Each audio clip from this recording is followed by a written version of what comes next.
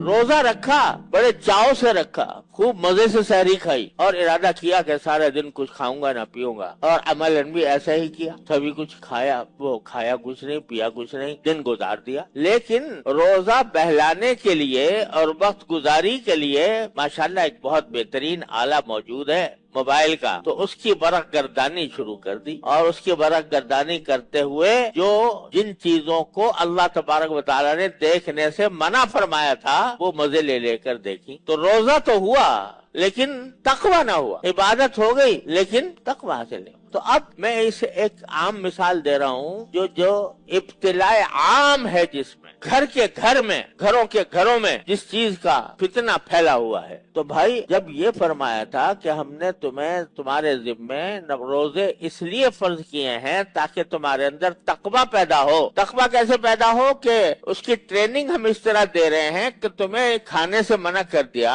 پینے سے منع کر دیا، نفسانی خواہشات کی جائز ادائیگی سے منع کر دیا، اور تم نے اس کو قبول بھی کر لیا، کھانا بھی چھوڑ دیا، پینا بھی چھوڑ دیا، جائز طریقے سے اپنی جنسی خواہش پوری کرنی بھی چھوڑ دی، حلال چیزیں چھوڑ دی، میرے کہنے کی وجہ سے، میرے حکم کی تعمیل میں یہ سارے کام تم نے چھوڑ دیے۔ تو ماشاءاللہ یہ ایک مشق ہو گئی تمہاری کہ اللہ کے حکم کے آگے اپنی ہر خواہش کو قربان کرنے کی ایک مشق ہو گئی۔ لیکن اگر ایک طرف تم نے حلال چیزیں چھوڑ دی میرے کہنے پر، اور جو چیزیں پہلے ہی سے حرام تھیں وہ نہ چھوڑی، رمضان میں بھی جھوٹ بول رہے ہو، رمضان میں بھی غیبت کر رہے ہو، رمضان کے اندر بھی دل آزاری کر رہے ہو کسی کی، رمضان کے اندر بھی حقوق العباد کے خلاف کام کر رہے ہو، رمضان کے اندر بھی غصہ کر رہے ہو ناجائز، رمضان کے اندر بھی لوگوں کو ستا رہے ہو، رمضان کے اندر بھی تمہاری آنکھیں بند نہیں ہیں گناہ سے، رمضان کے اندر بھی تمہاری زبان گناہوں میں لت پت ہے، رمضان کے اندر بھی تمہارے کان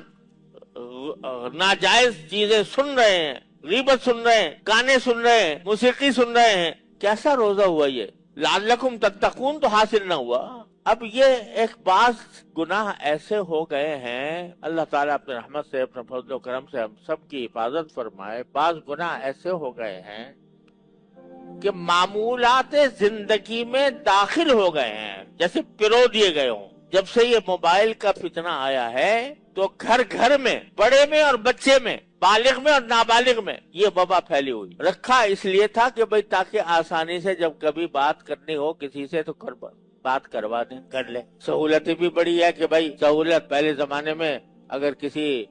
دور کے ملک میں ٹیلی فون کرنا ہوتا تو گھنٹے تو بک کرانے میں لگتے تھے، آپ لوگوں کو یاد ہو یا نہ ہو۔ بک کرانے کے پہلے بک کرائی جاتی تھی، ٹرنک کال بک کرائی جاتی تھی، اب بک کرانے کے بعد گھنٹوں انتظار کرنا پڑتا تھا کہ کب کال آئے گی تو میں بات کروں گا۔ اب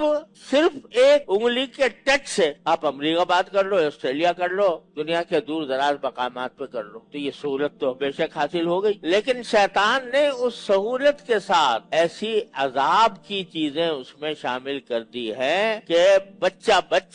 اس عذاب میں مبتلا۔ اگر کہو، تاکید کرو کہ بھائی اس کو یا تو سادہ سا موبائل استعمال کر لیا کرو بات چیت کرنے کے لیے، یا اگر بہت ہی ضرورت ہو تو اس کو احتیاط کے ساتھ استعمال کرو، احتیاط کے ساتھ کہ کوئی ناجائز اور حرام چیز اس میں نظر نہ آئے۔ لیکن مصیبت یہ ہے کہ جب کھولا تو خواہی نہ خواہی، چاہو یا نہ چاہو، کچھ نہ کچھ اس میں ایسی چیز آ جائے گی وہ چیز آ جائے گی جس کو حدیث میں ابلیس کے تیروں میں سے ایک تیر کہا گیا۔ النظر سہم من سہام ابلیس، نگاہ جو ہے وہ ابلیس کے تیروں میں سے ایک تیر ہے۔ وہ تیر جو پھینکتا ہے ابلیس انسانوں کو گمراہ کرنے کے لیے، غلط راستے پر ڈالنے کے لیے۔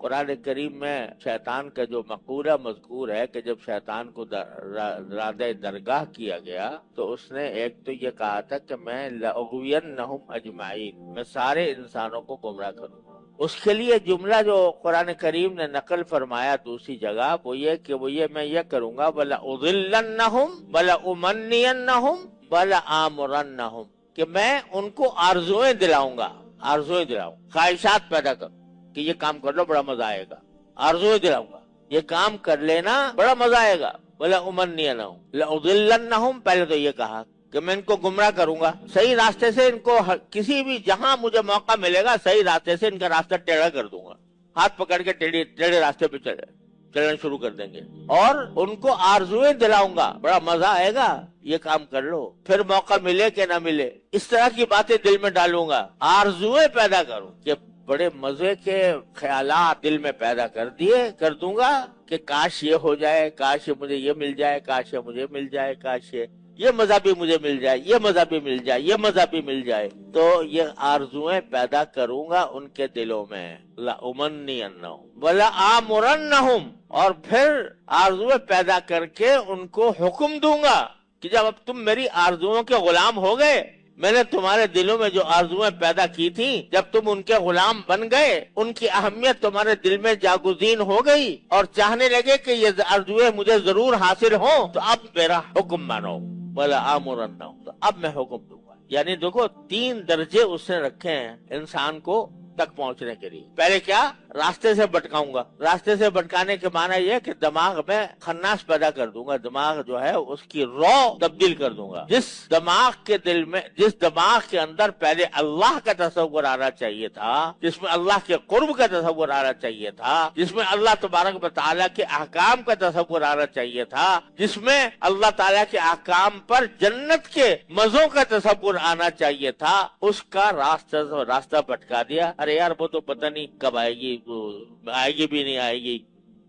वो आखिरत, वो जन्नत इस वक्त तेरे सामने ये मौजूद है, रास्ता मौजूद है मजे लेने का। तलउदल्लन्नहुम, पहले तो रास्ते भटकाऊंगा कि जो शख्स अपने फिक्र और अपनी आरजुओं के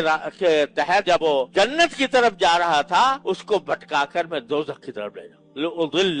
उसको गुमराह